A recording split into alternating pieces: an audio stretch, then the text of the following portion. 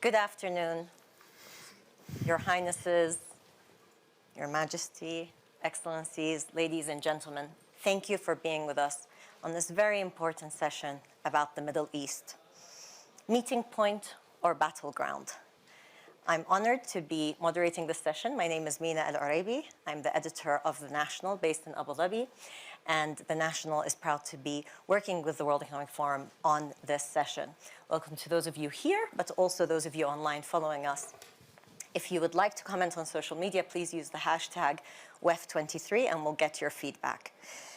So, it is an interesting time to be meeting and discussing the Middle East. Often when we come here to the World Economic Forum, we're usually talking about the problems of the region, and they haven't gone away. But it has been interesting during the time of the pandemic and immediately after, where things seem to be at least simmering down.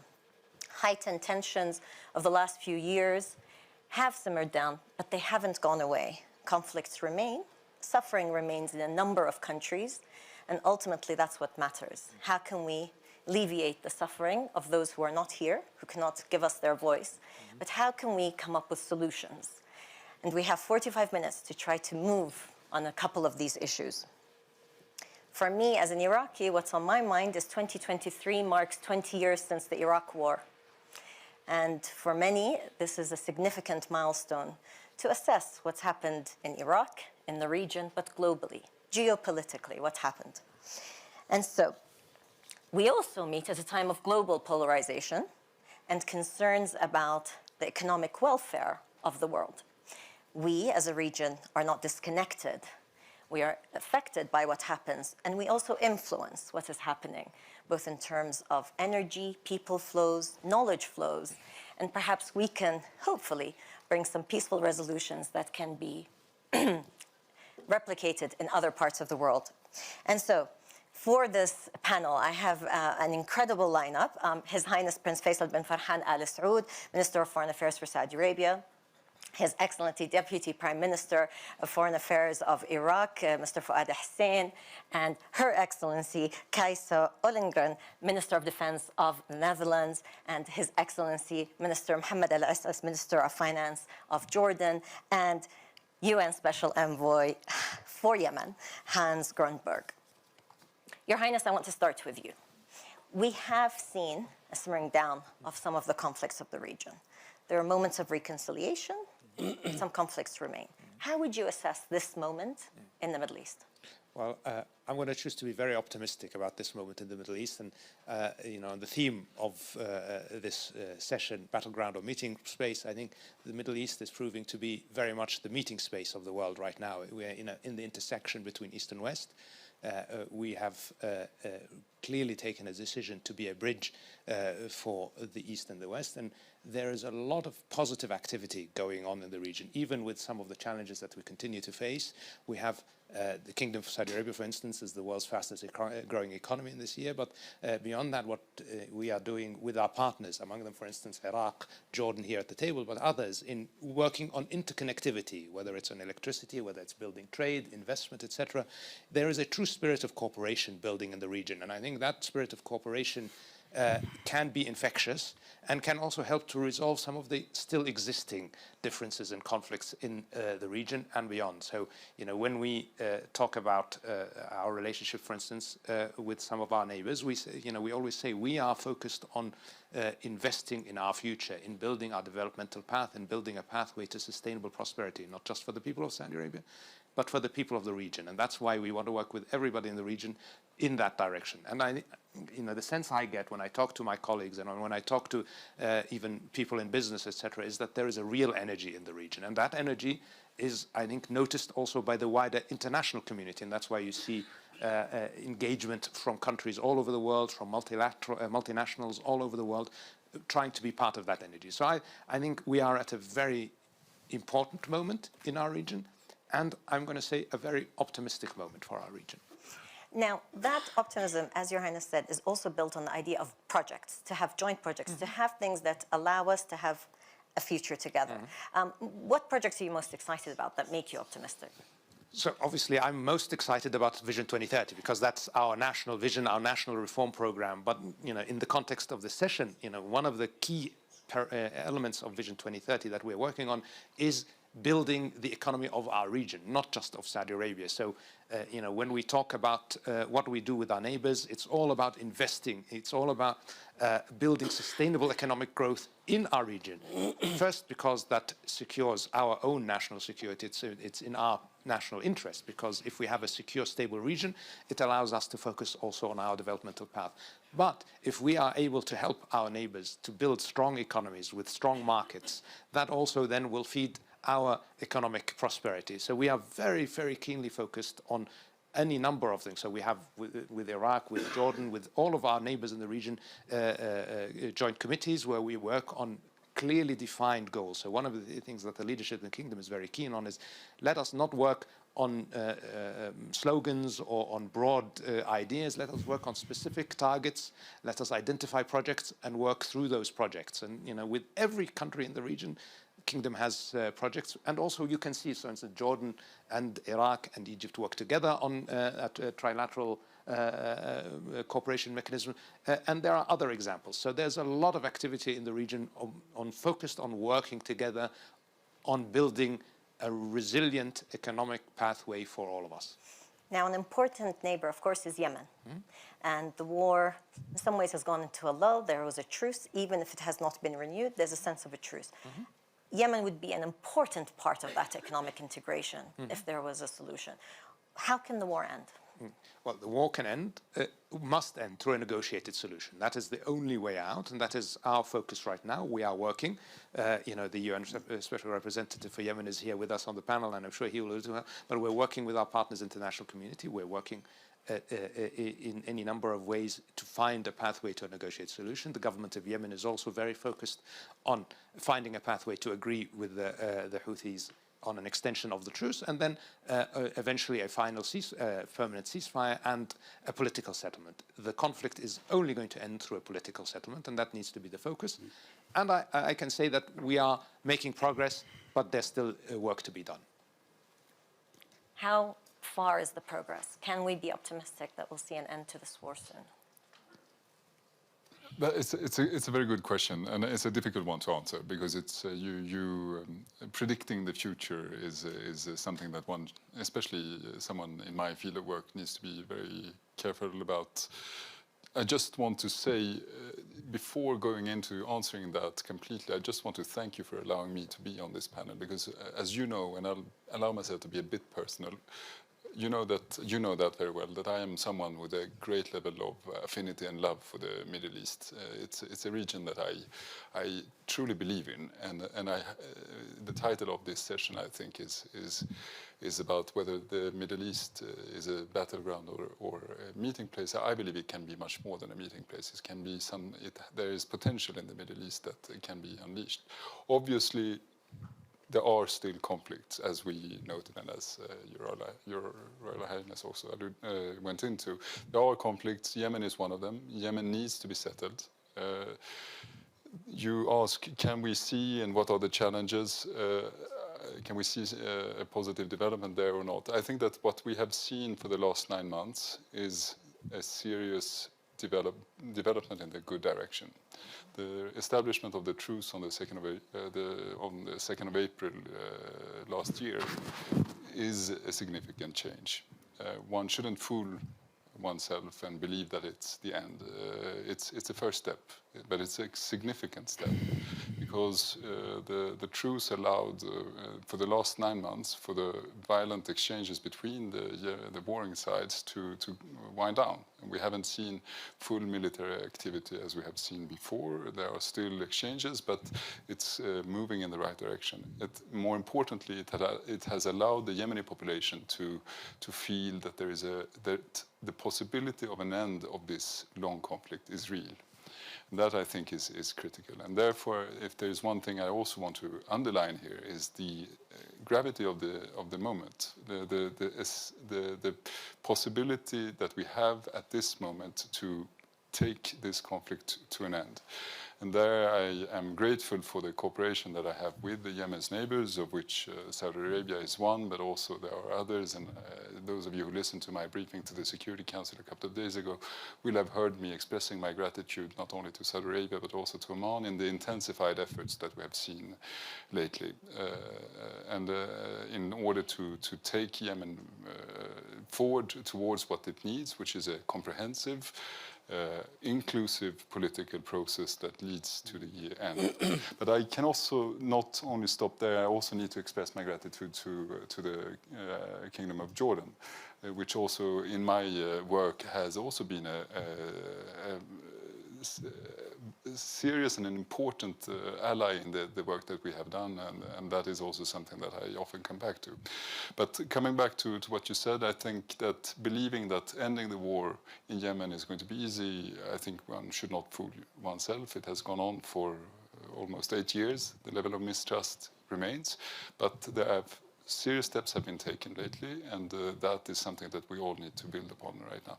And do you mind if I just quickly follow up? I think just on that point, I mean, we have a truce that's in place, but it's de facto in place. It's, it is actually expired.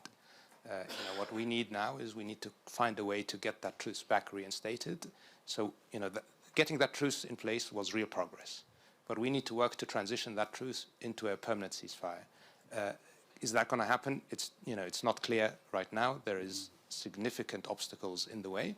But if we can convince the Houthis and the government of Yemen to reach a permanent ceasefire, obviously the coalition will completely support that, and that then can open the way for political progress. Now, the UAE marked yesterday 1 year since the terrorist attack on the UAE, and it was quite a moment where actually when I think back a year ago, we thought there was going to be an incredible escalation, and yet from that moment of difficulty and hardship and loss of life, there was also a push towards let's de-escalate. So I want to ask you about the regional impact of Yemen. And in your work, you do not just speak to the Yemenis and the Saudis, you speak to many in the region, including the Iranians. And so is there a sense that from all the parties in the region, including the Iranians, and I respect that, of course, as a UN envoy, you won't divulge what they say to you in private, but a sense that this moment of optimism is actually shared across the region? I truly believe that there is an understanding among all countries in the region, all countries on the Arabian Peninsula, and also on the other side of the Gulf, that the conflict is not to the benefit of anyone. It has brought pain and misery to 30 million people and needs to come to an end. And there is no way that this conflict can in any way represent anything of beneficial for the region, regardless of where you watch Yemen from. And there, I think I have, since I began my tenure, managed to establish good and healthy relationship with all countries that are neighboring, and also others that are engaged on settling the conflict in Yemen. And I think that we are in a moment where there is an understanding on how that the conflict needs to end.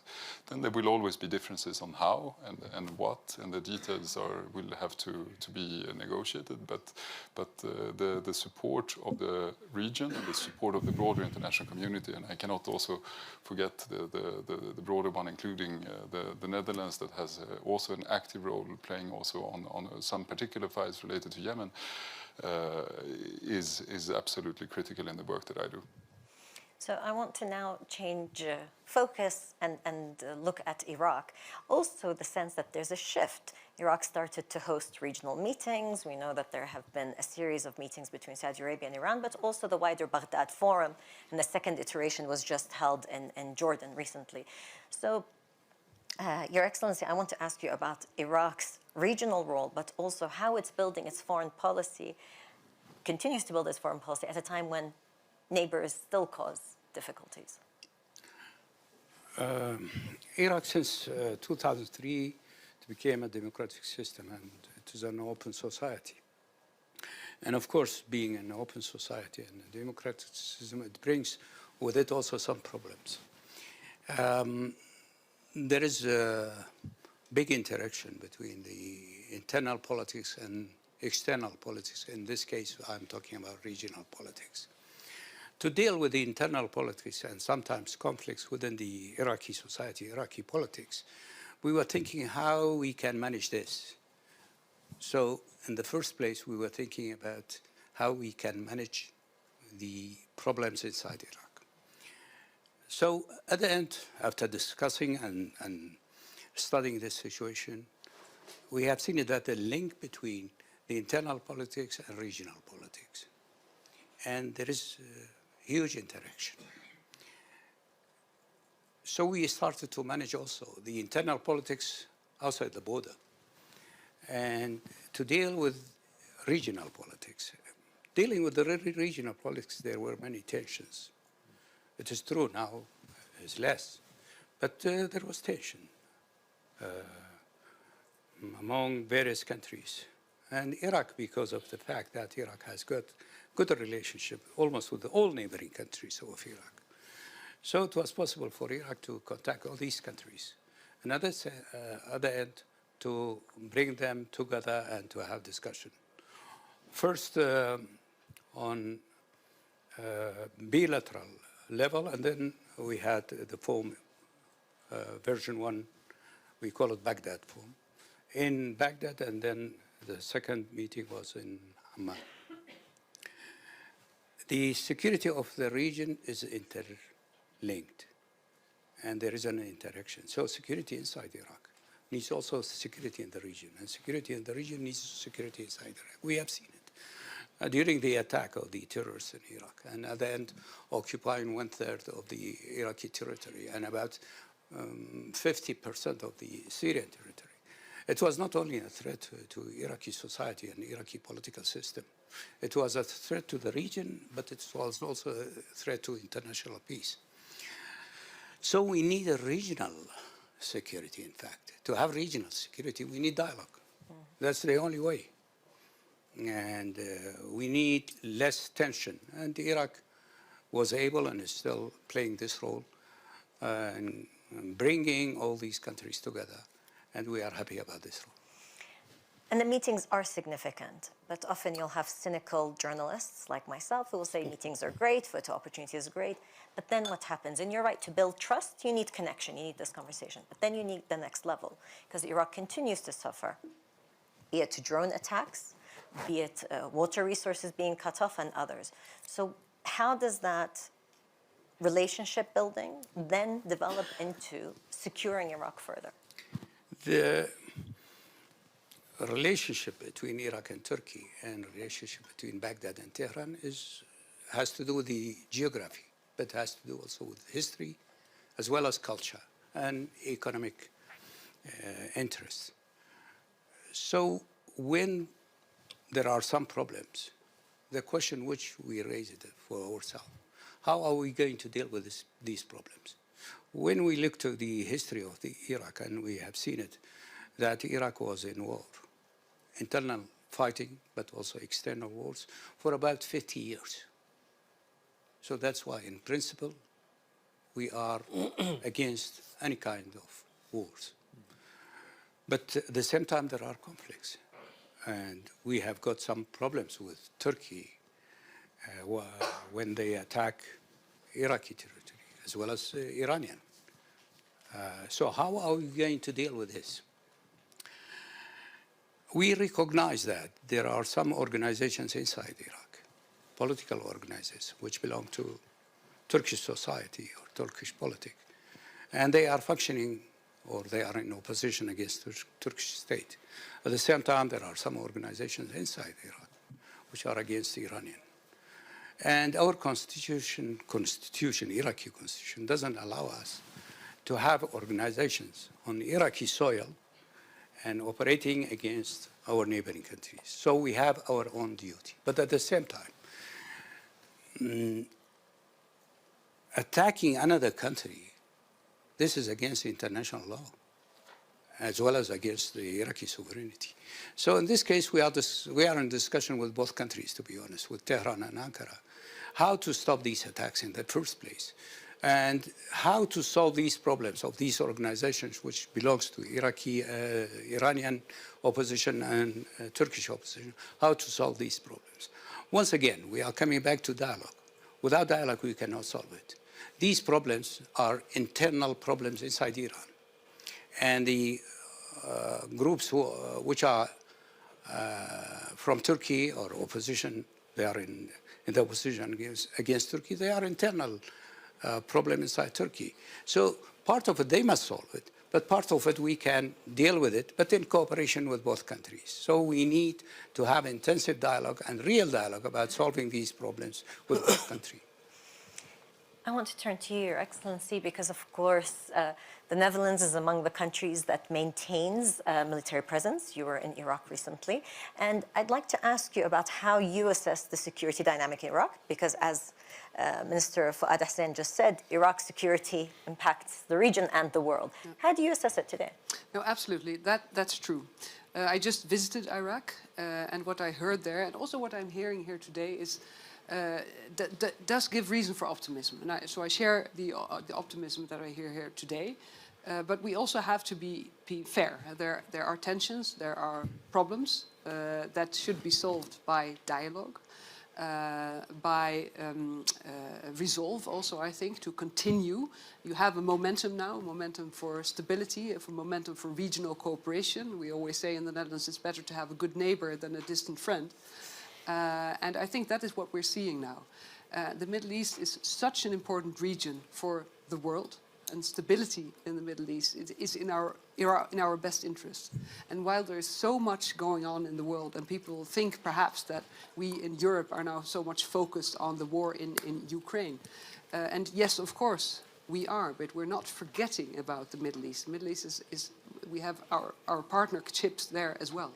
So if you take Iraq, for instance, where we were in the fighting mission, fighting Daesh, in the alliance led by the Americans, we are now in a completely different phase, where we try to support stabilization and more focus on helping the Iraq security institutions, so also the armed forces, of course, to improve and to professionalize, and that is our role. So it's completely different. But we don't want to leave and say, so the war is over, it's stable now, we have other priorities. We want to be a partner. We want to share in the professionalism that we're seeing being built there, because it's so important for us. And I think you have to be there for the long run. Yeah. It's not up to us. Of course, it's up to Iraq and the Iraqi authorities how this cooperation is taking form and how long we will continue the cooperation. But we are there in friendship because we believe it is important to show that partnership. Daesh, how much of a threat do you still see it? Well, it's still a threat, but it's not in the same way as it was before. I mean, the war against Daesh, you could say, is one. But of course, there are still cells, there are still attacks, there are still terrorists there, and that has to continue. And I think that the Iraq security forces are also doing a good job in dealing with this. If you allow me to react on this issue, in the first place, I would like to thank the Dutch government supporting Iraqi security forces as part of the larger alliance against ISIS. They did an excellent job during the fight against ISIS, and now giving advices to our security forces, but also giving training to our military and other security forces. As for Daesh, the threat is different, of course. The Iraqi forces were able to destroy the so-called the Islamic State. The terrorist organization went back to its original activity as a terrorist organization. Having said that, there are some threats, especially there are various camps inside Syria, and there are various terrorist organizations inside Syria, including ISIS. And as you know, it is easy for those terrorists to cross the border and coming from Syria to Iraq. The other aspect of this organization, I mean ISIS, has to do with the ideological background. It is defeat. It is a fact that military-wise, they have been defeated. But ideologically, we must do a lot of work because it is possible for them, once again, to reestablish themselves and reorganize themselves. And once again, they will be dangerous not for Iraqi society, but for the whole Middle East. So it is important to continue this cooperation. It is important to continue the fight against ISIS in various fields. Your Excellency, you raised the fact that the threat is still there, ideologically, but also there are certain grievances that will remain, and there are certain issues to do with economic situations, Correct. Vast unemployment. Iraq just recently released its numbers of population. 40% of Iraq's population is under the age of 15. We have economics. Now, that's just Iraq. When we look at the region, youngest region in the world. So here we talk about money. Not only money, but development, opportunity, creating opportunity. If we see a momentum here, how do we then translate that? So people on the street feel that there's a difference when conflicts calm down, when people are not thinking not only about extremism, but raising arms for whatever it is. So I turn to Minister Al-Assas, and I want to ask you about, we have this global fragmentation. We have concerns economically. Perhaps the region is not as badly hit as other regions, but it's unfortunately looking like it will come to us. How do you deal with that from a financial and economic point of view? Thank you, Mina. I think I'd like to revisit the premise itself, meeting point, conflict point. For whom? I think we need to start to think of the region as an end in itself. Even our name, the Middle East, we used to be the Near East when the center of gravity used to be the old empires, shifted to the new empires, we became the Middle. I think the region needs to be approached indigenously as an end by itself. And I like the momentum that's taking place in the region these days. We are moving towards stability. We're moving towards an era of owning our own future. You know, 10 years ago, you and I were here at the WEF, talking as the conflict shifted from interstates to intrastates. Well, now we're carrying the scars of both, and we're moving forward. Then there was COVID, stagflation, Russia, Ukraine, and we're still carrying the scars of all and moving forward. But I think we need to be very vigilant as the global economy has become so, I think we used to think of black swans as tail-end events. Well, now they're the norm. We've gotten 3 massive shocks back-to-back economically, globally, which we're still witnessing. And I think we need to start preparing ourselves for these shocks as the norm rather than every blue moon.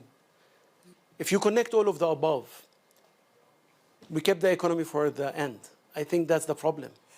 The problem starts with the economy. The challenge in the Middle East is an economic challenge as much as anything else, and that's translating into a political fragmentation. As a Minister of Finance, through the era of COVID, stagflation, and what have you, my focus is macro stability. And we used to always think that macro stability will yield micro stability as a byproduct. I think there lies the fault. I think we have to treat it as a prerequisite for macro stability. Households need to believe, genuinely believe in the Arab world, that the standard of living of their children will be better than their own.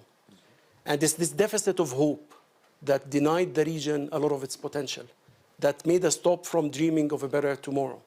And I think we need to regain the momentum of owning a better future. And it starts with thinking indigenously. Yes, we're in the same body of water, but we're in different boats. There are oil exporters, there are oil importers, and within oil importers, there are countries which front-loaded reform before the storms hit, like Jordan. We got upgraded at a time when many countries in the world are getting sovereign downgrades, and there are countries which haven't. And I think we need to differentiate and vote with our own investment money. What model does the region deserve to have? And that's our starting point. Now, I want to follow up with you, but I am also cognizant that we're going to run out of time. So I want to open the floor for questions. Please, if we can get a mic here. And if you could kindly identify yourself and who your question is for in the panel. Thank you. Ishan Darur, The Washington Post. Good to see you all. Thank you all so much for being here. This is a question I suppose I would direct to the Foreign Minister of Saudi Arabia. In Washington, there is a great degree of enthusiasm about the Abraham Accords and what has been seen as a real changing shift in the region vis-a-vis Israel, especially from the Gulf states, the states that have recognized or created relations with Israel, and those that are warming to Israel in certain ways. How does the new government that we see in Israel, one that includes incredibly extremist figures, in its top ranks affect this changing trend? I mean, look, Palestine remains an incredibly important, evocative issue in our region. It remains incredibly consequential and remains unresolved. And the focus really needs to be on a pathway to resolving this conflict. And that's only going to happen with negotiations between the Palestinians and the Israelis in the spirit of reaching real agreements and reaching, in the end, we believe, a Palestinian state with East Jerusalem as its capital. And that should be the priority, and that should be engagement that we're doing in the international community. The new government in Israel is sending some signals that maybe are not conducive to that. I hope that in the end they will see that it is in their interest, and not just their interest, but the wider region, that they engage seriously on resolving the Palestinian conflict. Because if we resolve that conflict, if we are able to find a resolution that gives the Palestinians dignity, and I like what Mr. says, just that hope is the key. We need to be able to give the Palestinians hope, and the only pathway to hope is a state and dignity and sovereignty for the Palestinian people. If we can do that, that removes a huge drag on the entire region, a source of potential conflict that is always going to be there if not resolved. So that needs to be the focus, and certainly that's what we feel is the priority. Any further questions? Wonderful. Then I will follow up with you on the point of the deficit of hope. I think some people in the region are too scared to hope, especially those that have been conflict-ridden. And so there's a sense of, let's try to get by as much as we can. And then you have other countries that have incredible visions, and there's prosperity, and you have excitement and momentum. So how do you bridge that? And you said investments, I think that's quite important. But if you can drill down more into, on the economic side and the financial side, what you're looking for, what do you think other countries, private sector should be doing? I think we need to regain the momentum to believe in our ability to move forward. We need to start throwing in a direction that gets us forward rather than balancing the boat from every wave that hits us. And to do that, I think, first of all, we need to bridge few gaps. Number one, the gap between intellectual policymakers pontificating here in Davos and reality on the ground, where households are really hurting, where unemployment is genuine, where inflation is real. And we need to start giving them a belief that we are working with an understanding of what they're going through. That's one. Second, globalization's benefit did not get distributed in a way that built momentum to maintain it. And I worry about the fragmentation that we're in, because we know that globalization is the way to move forward. But what we've seen, beware the odds of deglobalization. And that's the reality. And COVID hit countries in a way that made them look onwards. And we need to make sure that that onward look is not there to stay. Third, I think our youth stopped waiting for the state to come to build their dream. But at least we owe them as a state to stop blocking their dreams, to stop putting bureaucratic obstacles in their dreams. The least we can do is to be enablers, or at least to give them a chance to build a future better than the one they grew up in. Saudi is launching its vision. Jordan, we took opportunity of the challenges, and we pushed 3 very deep reform plans. Political, for democratic governments to be voted into position. Economic vision for the next 10 years to get our real growth to 5.6 and to create 1 million jobs. And an administrative reform program so that we can stop being bureaucratic obstacles in the way of youth. I think the path forward has to be focused on enabling the youth to build the bridge towards calling their own destiny. And that destiny has to stop relying on the state coming to aid them, but rather we need to facilitate entrepreneurship. In a time of uncertainty globally, the region, for the first time in a while, is providing some stability. Stability at the macroeconomy, at the fiscal stability, at the monetary stability. If we don't capitalize on that to start bringing investment into the region, to start creating jobs, I think that would be a very wasted opportunity. And just to add, because I think that sounds hopeful, and that's good. And especially because you have such a young population, it's extremely important. And there are also, of course, if you look at the threats for the future, they have to do with climate change, they have to do with water scarcity. Right. So while building on this future, it has to be the new future and the new economy. Right. And I think that, because as a defense minister, it's not perhaps what you expect me to say, but I think one of the security threats is exactly that. But if you succeed in tackling that now and making that transition at the same time by giving the hope to the young people, then it's one less concern for our sector, for the security sector. Can I just have a quick follow-up? The changes in climate can provide a real opportunity for the region in different ways. Jordan can be one of the best spots for solar generation, for green hydrogen export to Europe. It can turn a country like Jordan from a net energy importer to potentially an exporter. That depends on our creativity in capitalizing the moment. I think the global atmosphere we're living in creates challenges, but there are opportunities.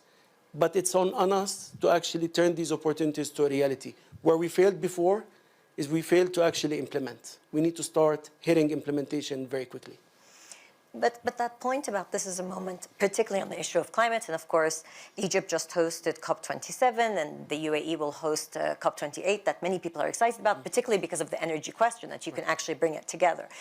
However, with due respect, we know a lot of this stuff. And as you said, we have these conversations. We know that regional cooperation can bring us much further than where we are now. There are countries that need more people and more employees, and there are countries that have high unemployment. So what stops that? If the solutions are there, people talk about all sorts of possibilities of solutions, regional cooperation. What stops it? I think we need to get out of the mentality of malaise that we've been stuck in for decades, that has been prescribed to us by ongoing conflict. Listen, for the first time, conflict is not in the Middle East now. And climate change could be actually a position which by countries can actually capitalize on it because it affects our real life. For us, we're launching a desalination water project in Jordan, not because we want to be trendy, but because it's literally life or death for us. I think we're at an inflection point whereby inaction is no longer tolerated. And I think many of the countries represented on this terrific panel are coming together to build that reality. The challenge really is getting out of the previous mentality. And I believe being here today, listening to these wonderful experiences all across, tells us that it's a situation where all boats must rise. It's going to be very hard to imagine a Middle East where one country is thriving and the other is suffering. I think the past decade taught us that the spillovers of insecurity in one area spreads very quickly to the other, and we all stand to benefit from ensuring that the future is brighter in all spots in the region. Yemen, before the takeover of the Houthis in Sana'a, the coup in Sana'a, and then the war, I mean, was the example of the World Bank had billions set out, Saudi Arabia had huge projects. I remember writing about it at length. There were all these great projects that were going to bring people together and so forth, and then the politics got in the way. Is there a way out for Yemen that is based on projects, on economic prosperity, giving people something better to look forward to? No, well, first and foremost, I think what you have said until now, Minister, is fascinating, because what you talk about, if I may translate what you said, and then you have to correct me if you don't agree, but what you're saying basically is that there is a commonality within all countries, and that is the need for hope, and that then can be translated into building yourself out of the challenges, the inherent challenges and the different challenges that all the different countries in the Middle East have. There, obviously, Yemen is one of the countries with the most severe challenges, and there I think that responding to your question, I think that when I speak about a potential end of the conflict, and when I speak about important steps that have been taken the last 9 months, the average Yemeni will not have felt that in his or her pocket. There is not going to be more money in the pocket of an average Yemeni just because the fighting has ended. The economic challenges that the Yemenis are facing remain difficult and will have to remain in focus of the international community. There needs to be an understanding but to answer you, I believe that Yemen has potential. I believe that with Yemen that has gotten rid of the internal or the difficulties, the violent difficulties that it is facing right now, has a potential of redeveloping and taking paths that could lead to a more thriving society. But we're not there, and we shouldn't run too quickly. We should take steps, one step at a time, build on the steps that have been taken right now, and not run forward too quickly believing that we're further than we are. There right now some steps have been taken, but it's very easy for those to wither again, and then we will sit here and be all gloomy. So here, from my point of view, I will take one step, and we have been in different discussions talking about that, is taking a step, consolidating, and then taking the next step, and then consolidating, so that you don't rush forward too quickly. That, I think, is critical. And then as a plea for all of you that represent different entities from the international community, make sure that you stand ready to support Yemen when it will need it, because it will, if the work that I do together with the Yemenis and together with the regional countries actually bear fruit, then Yemen will need support, and that support is going to be more important than ever. Okay, we're running out of time, but I want to close and ask you each to give me a word or two about, in the year 2023, to maintain this cautious optimism, but hopefully see next year's discussion Davos even better. What's the one element, development issue in the region that we should support and we should root for? I'm going to start with you, Your Highness. Further integration and implementation of all the plans that we have announced. For Iraq, fighting unemployment among the youth that you mentioned, and for the region, more security. Your Excellency. Yeah, it's security cooperation.